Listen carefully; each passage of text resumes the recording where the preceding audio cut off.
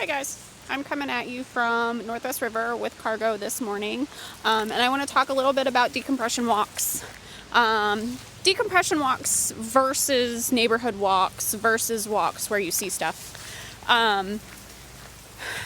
So with the quarantine and everything, one of the only things that you can do at this point is walk your dog, or go for a walk, or most people, their out of the house time is at the park. And that's not something that Cargo and I are really used to. We get out here 2 to 3 times a week, just to let her be a dog. It helps my mental state. It helps her mental state. We're just easier to live with if we've been in the woods for a while. So the problem that we have been running into is we get out here and there's a million people out here. And so we're learning to deal with it because it's not something that we're used to.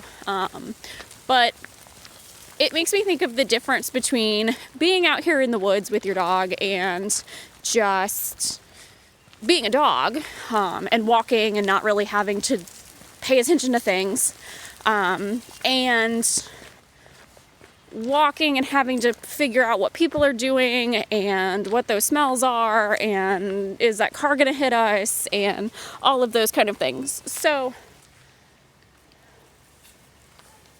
here's a good example. Hey, Cargo, come here. So we have a family coming. Come here. Good job. Good girl. Good girl. Got her.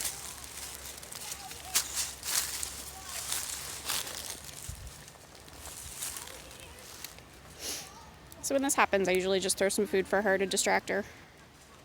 Let her put her nose to the ground. Good girl. And wait. Wait for the people to pass. There you go. Good girl. You forgot a Cheerio. You did. You forgot the Cheerio. Are you going to get it? No? All right. Let's go. Good girl. Good girl. So it gives the people time to pass. It doesn't put any pressure on Cargo to meet the people, to talk to the people, to interact with the people at all. And usually when we're out here, she does this maybe twice. Maybe there's one dog, maybe there's one family, maybe there's one runner. We were out here Saturday or Sunday, and it was every 5 minutes. Every 5 minutes I was pulling her over, asking her to scatter, asking her to lay down, asking her to pay attention to me. And that's not relaxing. That is not relaxing for me. It is not relaxing for her. It is not what we're used to. And you can see here, she's doing a lot more tracking, a lot more investigating of things than she normally does. What'd you find, little? Little. That's enough. Hey, that's enough. Thank you. Because of all the people. She smells the people. She smells where they've gone. This isn't usual for her. This is hard. It's hard for her investigating all of these things. Trying to figure out where the people are, what they're doing, all of that kind of stuff. Good girl. Being a goat. Is it good? Are you ready? Go on. Good girl, go on.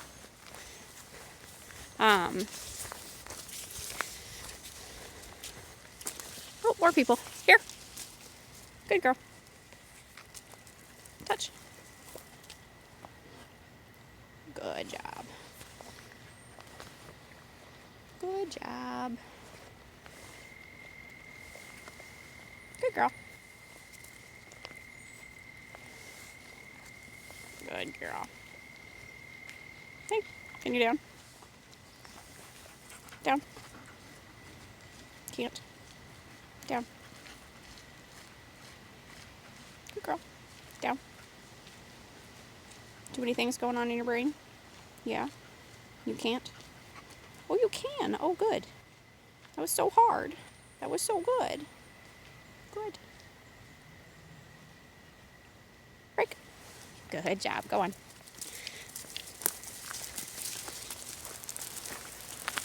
Some more people passing by. Again, it's hard. It's hard for me to get her brain. It's hard for her to focus on what I'm doing. When she's out here, she just wants to sniff and be a dog. So I have to imagine that when you're walking in your neighborhood, all of those constant things that they have to deal with, the trees, the people, the houses, the smells, the cars, who was in the car, is there new people in the car, whether or not the car is hot or cold, where the car was, did the car have food in it, did it have groceries in it, did it have takeout in it? Like, they're figuring all of that stuff out every time they walk out of the front door. Out here, today, she's sniffing all of the people that were here over the weekend, all the people that were here this morning, but mostly she's just sniffing grass. She's sniffing the trees, she's sniffing stuff that is interesting, and I'm letting her sniff stuff that is interesting. Other than the people that come by and the ranger's truck that come by, she just gets to be a dog. She doesn't have any agenda. She doesn't have to do stuff. She just gets to be a dog. And I just get to walk. I don't have to think about business stuff. I don't have to think about being a dog trainer.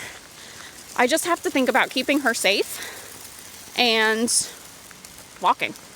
And that's really good for my brain. It's good for stuff that I have to do. I get home and I'm a lot more productive because I've had some time to just sort of breathe and be in the sunshine and exercise, and all of those things are really good for you. So bring your dog to the park and let them walk and let them be a dog for a while. Oh, we picked up a stick. Oh well, she'll figure it out. Let them just be and see what changes that happen in your life and in your dog's life. See you guys.